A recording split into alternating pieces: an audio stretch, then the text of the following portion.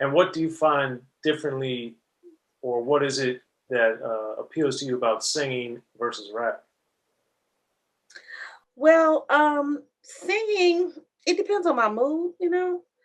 So if I'm writing for someone else, then I write based on what I feel can work for their image or their brand, and I reference it, and I write like that for that.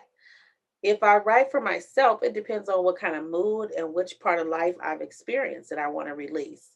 What I like about singing is it gives me a chance to present a narration and just hear the valuable sounds, in it. My voices, the multiple layers, of the sounds that could be just layered and, like singing birds, like angels just singing in your ear in some cases. And then in some cases I get to dig deep um into my past, the times that I enjoyed blues, so when I'm singing blues, so I'm like, it took me a lot to like say I'm just to write songs outside of hood songs and outside of, trap rap and all that. Cause I'm just like, I'm over that. It's just so boring to me, to be honest with you. It's like, I mean, how many times we talk about smashing and, sex, money, alcohol, drugs, violence, stripping, bullying, and bragging on yourself. It's just so played out to me. Honestly, it's boring. So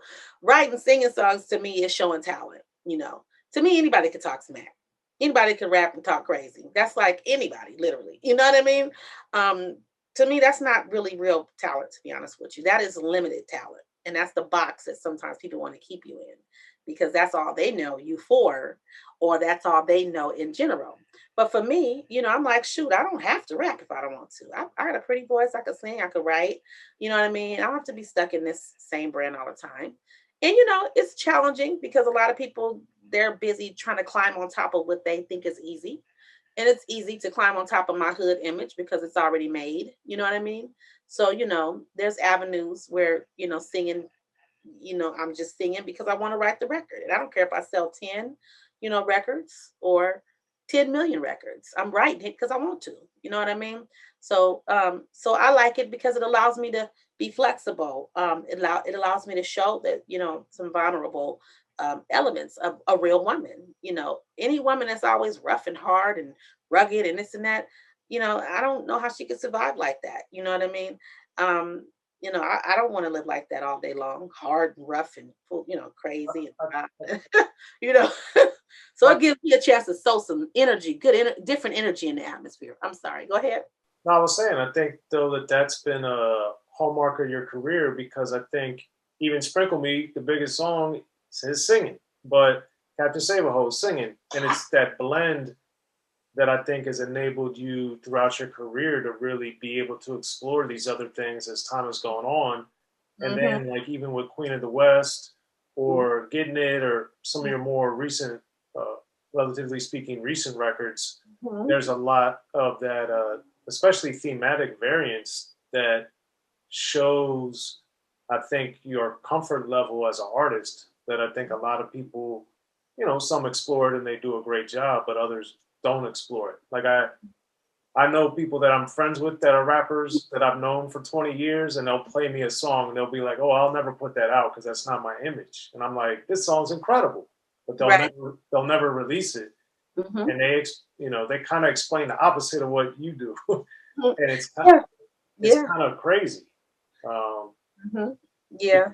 Hmm. because even like Woman Diamond off Queen of the West, like, celebrating and big up in women, like that to me, you didn't.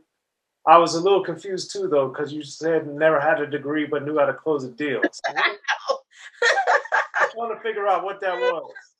I think I might have did that before I got my degree. That's how old that song is. But I think I might have, I think, and then again, I might have just been subliminal. Like, you don't have to get a degree. You could still close a deal and be smart, and get things done. So I think it was one or the other. Okay, because the thing, rap generally, but the click specifically, and I noticed from seeing this, some people go to school and do great and do these things. Some people don't. It doesn't matter. Like you can, That's you, right. you're able to achieve things, Whether you have a degree or not, you can still close a deal. So I think I know why I did that. I said that based, and I'm happy you brought that point up. I did it based on those who have not accomplished that. You could still get it done. There's women that can still get the job done. So I wanted to relate to every woman, basically. okay. Well, Mhm. there you go. And then on the Rapidemic, your newest project that came out in 2020, the Truth song kicks it off. And one of the things that I liked is like how you were saying you try to make the old look new, but it's only new to you. You try to make old look new, but you lie to make it seem like it's new. New, only new to you. To you, ain't new to the ones in the truth. You're looking over here and over there, but they really ain't playing fair. Yeah, it's truth to there. Real ones come rare. You rather hear a lie than the truth, but they really ain't true to you. They act like they true, but they really ain't telling the truth. You ain't gotta tell me the truth, cause I already know I'm the truth. Even when you acting a fool, I still know I'm the truth. I'm trying to take you out your misery while they try to erase history, but you rather hear a lie than the truth. Because they say they're going to do for you, but you rather hear a lie than the truth. Because they say they're going to do for you. You rather hear a lie than the truth. Hey, you rather hear a lie than the truth. Yeah, that's real talk. Uh-huh. Very, very. So I Mhm. wanted to get that. Um, Obviously, the click is known for all the game, and you've spit a lot of it yourself over the years. But I wanted to get from you with referencing that song. But how, and when did you start understanding that paying attention and what somebody was saying and what was real weren't necessarily the same thing? Like, what really made that click to you? You know what? That's a very good question. It's very interesting. Over the years, I stood my ground. You know what I'm saying? I stood for something. Um, and I meant it. I don't feel like you have to sell drugs and alcohol and violence and stripping to be considered street. I don't feel like you have to poison your community and put out negative energy just to stay put on. And I think that over the years, I've seen so many people pick up this mindset. And I was a part of victimizing, being victimized because of not wanting to. And I'm hood all day long. That's easy, but I'm not trying to get kudos for being the biggest hood rat. You know what I mean? I'm trying to just show my talent. And when you're naturally cool, you don't have to wear it on your shoulder. You know what I mean? It's like, so I think hip hop has made it, and that's the reason why I got let's change the narrative to what hip hop has become. All voices in female hip hop should be heard. Somewhere along the line, they came in and somebody got weak and just came to the notion that you have to always put out a hood song to be considered relevant. And I'm like, that is so untrue. It is, you have to put out a song and make sure it reach people to be relevant. You get what I'm saying? But somewhere along the line, this muscle, money and muscle mentality just jumped in this. You got people from all angles. You got the people that don't even understand how to relate to it and how dangerous it is, that's willing to push it. Okay. They're responsible. I ain't mad at them. It's a business for them. Their agenda is entertainment. They're getting their money.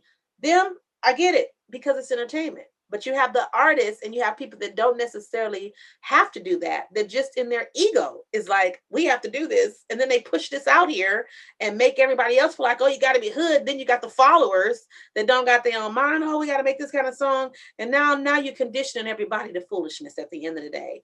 And everybody's a part of the foolishness. And you just look like a foolish group. I mean, I just hate to say it, but you look like some fools. You look like a scary group of copycats that keep everybody in a box and is willing to box themselves in and only be known for one thing. And 30 years later, it's a non evolving community of people who have done it, who are expressing it, and people who are following it. You know what I'm saying? And now you got a mentality that just enjoys foolishness. And I just, I just don't think that that makes sense. It's just, and it's detrimental, to the person who's doing it. Eventually when they wake up, if they wake up, they're going to be an empty soul. Like, oh my God, I finally woke up. My grandkids got to hear this. And look at what I got out here. And now it's a hit. And now it's just sticking around. And now what am I going to say to my grandkids? You know what I mean? My daughter's going to hear this now. So it's a bunch of immature leaders who are put in leadership position that's not thinking with a wider span. And I'm not mad at them for doing it. You get what I'm saying? Been there, done it. I get it. Every now and then I hood out, but it's not going to be my only conversation. I might want to get on there and bang out sometimes, depending on what I go through. And I still will from time to time, if it makes sense. But not every single song, every single conversation, every single photo. It's just it's sickening and it's boring and it's lifeless. So don't my thing is don't block. They started blocking us who didn't want to do that. And then they started empowering those who did. And that became a problem because now they're, suppressing us, shutting our mouth down, and then building up these others. And now we're way down here, and they're basically getting the credibility of doing this and being considered relevant when they're doing something old, because we've been hooding out for years and we've been did that. We're just, open to do other things and not just grind ourselves to the dirt, and and sit there and only express that one image and that one element of life, because we have more things in life to accomplish and to offer, and more messages than just one. And that's where this truth came into play, where you start seeing people are not living in reality. You know what I mean? They've gotten stuck on stupid. And the ones that are in charge, the so-called, leaders who are supposed to be keeping it so real, they fell into it too. And I'm making all the older generation of males responsible. A lot of them have not supported us older women at all. They don't give us any support. It's like they can't stand us, because we have a voice, because we're different, because we stand up. They want to keep us as little kids with no voice. They want to compare us to the young generation of female rappers. And I'm not saying in any way that there's nothing wrong with the young female rappers. If that's all they want to represent, let them. You know what I'm saying? But don't block us. Like they're the only ones that's able to present a message, or to stay, let them just only stay in the game and just block us and don't support us.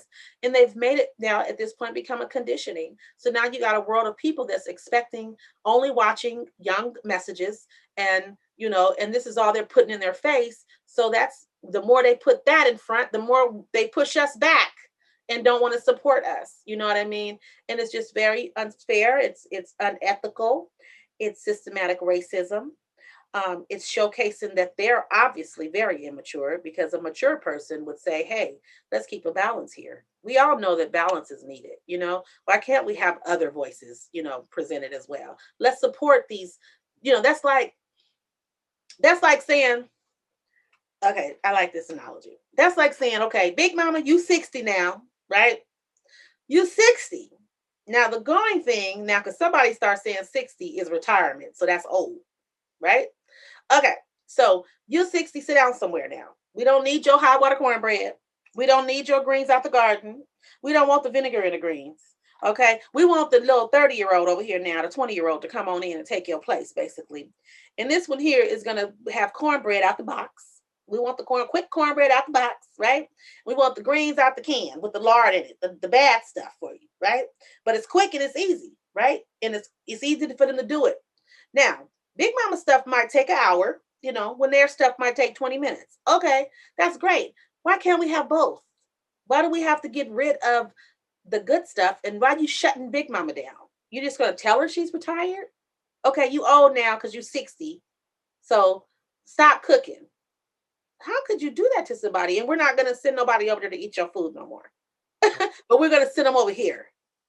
Well, that's why I think the Work It Well project and the other things that you have going on, in addition to the musical stuff that you're doing, are important. So I wanted you to explain how and why you started getting into these other initiatives in your life and in your business. Yes, absolutely.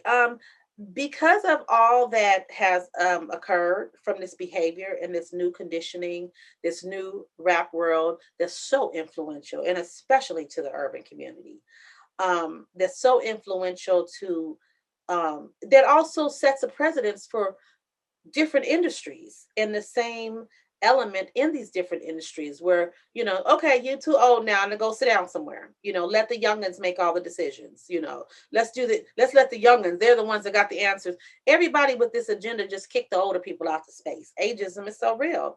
And it's like, it's sickening because, you as you see, when you look around, you see how many people self-destruct, how many younger people crash and burn.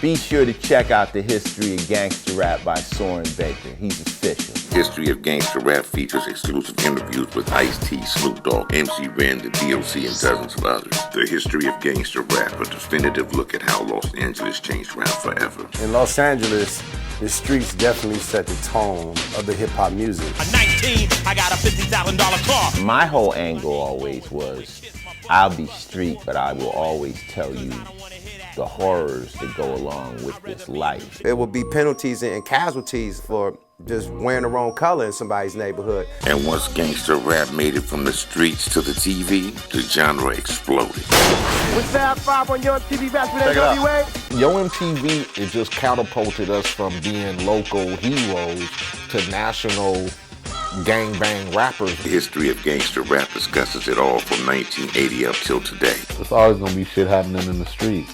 You know what I mean? So it's always gonna be something to talk about. The History of Gangster Rap in stores now.